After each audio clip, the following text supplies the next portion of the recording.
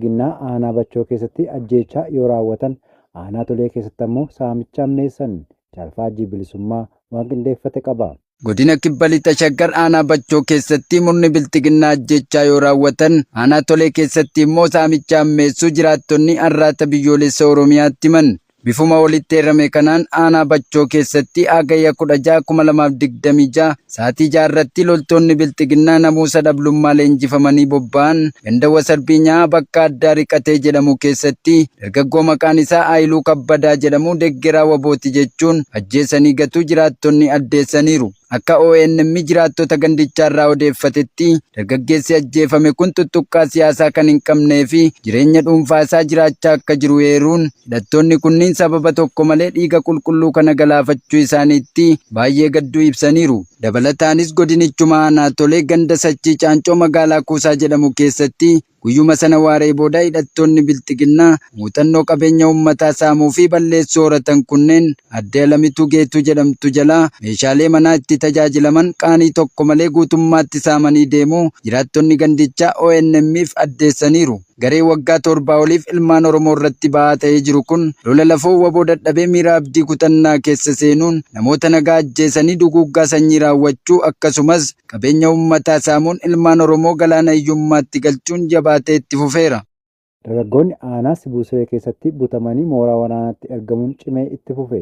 Bal'inasaaf jaalatu baa qabsoo. Godina Bahaa Wallaggaa aanaa Sibusee ganda Bujjuuraa Amuumaa bakka addaa duwwaa tokko keessaa lukkeeleen maafiyaa PP hawaasa nagaa hedduu dirqamaan ukkaamsuun gara mooraa leenjiitti guuraa turuu maddeen Oromiyaa Naashinaal Miidiyaatti himan.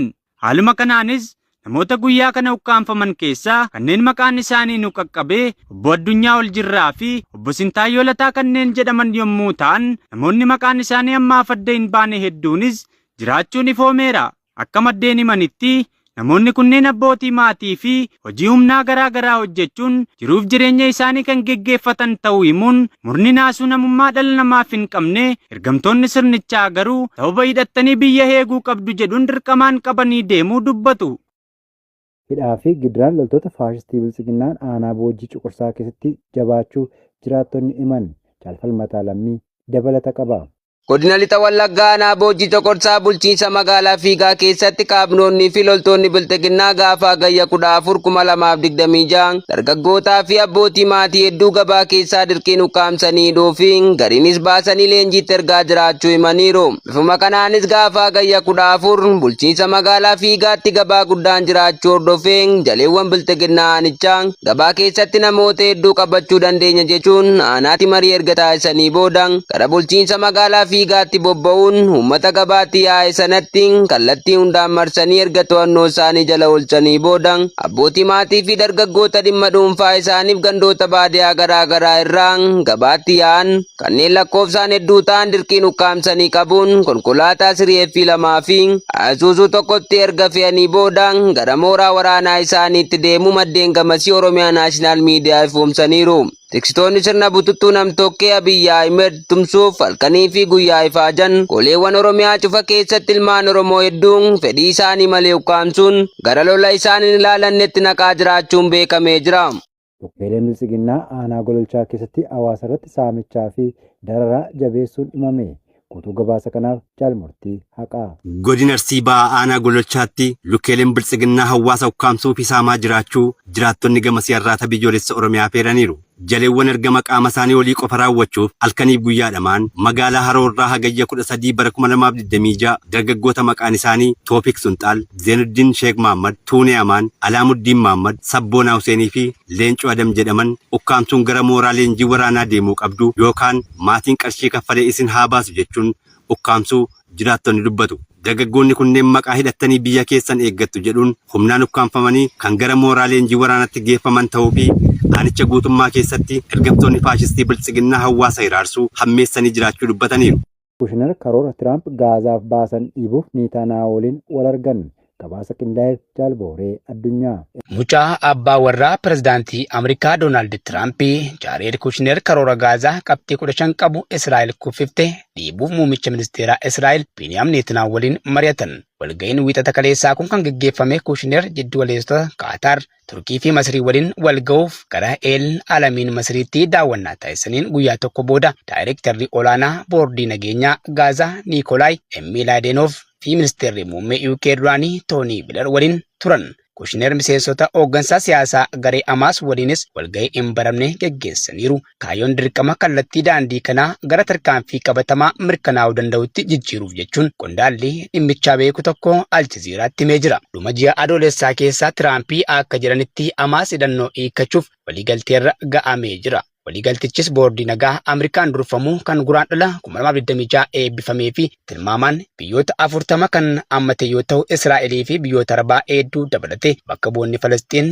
yoo hin jiraannellee Tiraamp umrii guutuu dura taa'aa isaa ta'uun kan kaa'aman ta'uun ibsamee jira. Onkoloolessa keessa irra deebiin filatamuu kan barbaadan Netanyaa'uun karoora kana ifatti kan kuffisan yoo ta'u Tumaa Hamaas suutaan hidhannoo hiikkachuu bulchiinsa naannoo sanaa humna idil addunyaa tokkoof dabarsee kennuudhaan humnoonni Israa'el Gaazaa keessaa bahuu isaanii mormanii jiru. Hamaas karoora kana fudhachuu isaa ibsuun hojiirra oolchuun garuu jalqaba Israa'el waadaa mataa ishee guutuu irratti kan hundaa'u ta'uu ibseera.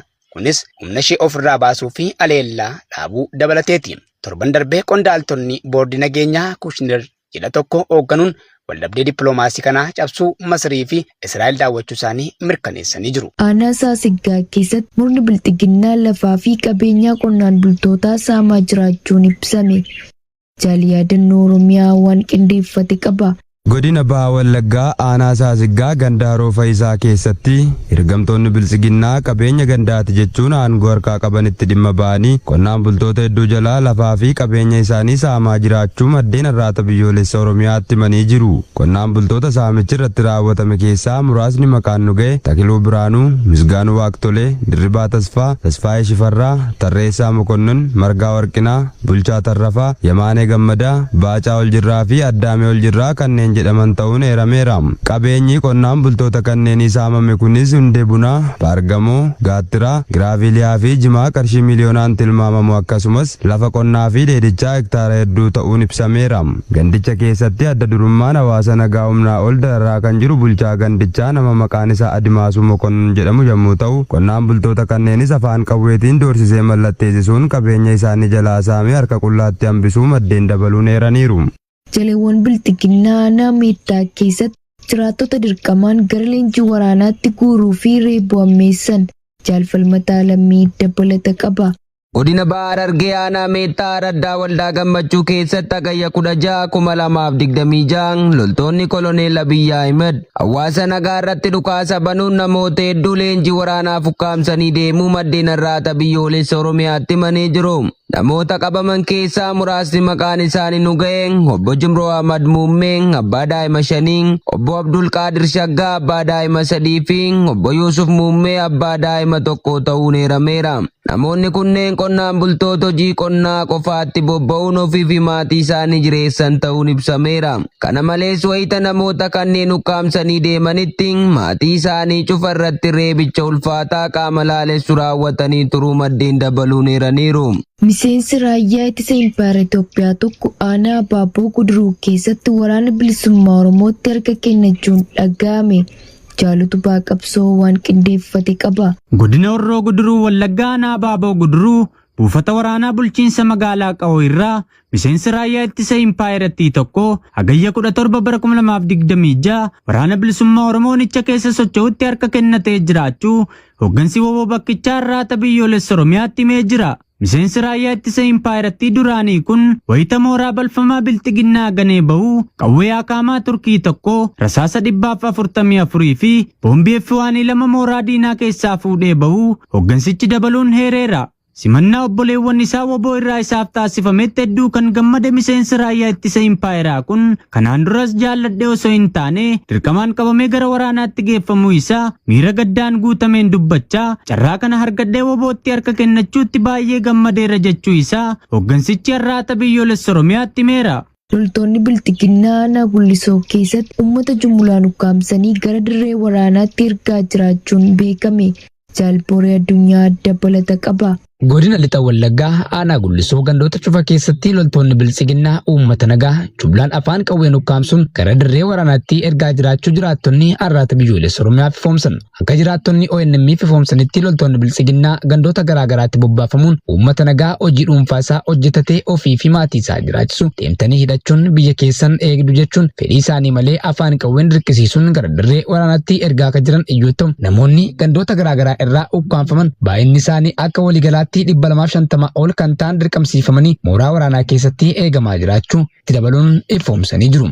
Humni biltsiginnaa sababa lola bakkoota garaagaraatti irratti banamee jiruun loltoonni isaa waan dhumaniif akkasumas gara fuulduraatti lolli qindaa nurratti banamuuf jechuun raafama amaa keessa galuun uummata nagaa afaan qawween dirqamsiisuun gara dirree waraanaatti ergee aangoo barcuma siyaasaa isaa dheereffachuuf tarsimoo baafatee hojjechaa akka jiru yoo ta'u saboota impaarattii keessa jiran birattis fudhatamummaa dhabuu irraa kan ka'e waraanni isaa diigamaa jiraachuun kufaatii isaa saffisiisaa waan jiruuf uummata nagaa ukkaamsee lola sabootaa irratti hirmaachisuun waraana ijibbaataa geggeessuuf dhamaa jiraachuun.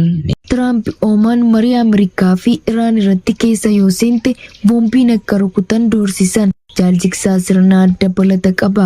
Pirezidaantiin Ameerikaa Doonaald Tiraamp Oomaan marii Ameerikaa fi Iraan keessa yoo seente tarkaanfii waraanaa irratti fudhatamu doorsisuun Waashingitan qondaaltota eegdota warraaqsaa Islaamaa IRGC waliin kallattiin wal quunnamtii akka qabdu himanii jiru. Oomaan keessa yoo seente boombiitti darbannee baafna jechuun Tiraamp wiixata kaleessaa Fox Newsitti himaniiru. Marii Iraanii fi haala qaxxaamura Hormuz hirmaachisu keessatti gahee Oomaan qabdu yeroo gaafataman. Iraan sanbata darbe marii teeknikaa torban hedduudhaaf taasifamaa ture hordofuun kaartaa daandii doonii gara Hormuz irratti Oomaan waliin waliigaltee irra gahuu ishee ibsiteetti. Gara Iraanitti kan garagalan Tiraamp Teheraan alaabaa adii harka kennachuu kaasuu qabdi jedhan. Itti dabaluudhaanis isaan taphattoota gaariidha garuu du'aa jiru. Akkasumas Waashingitan IRGC waliin toora duubaa wal quunnamtii akka qabdu mirkaneessaniiru. IRGC waliin quunnamtii duubaa qabna kallattiin qondaaltota IRGC Iraan jiran waliin dubbachaa jirra jedhan Tiraamp.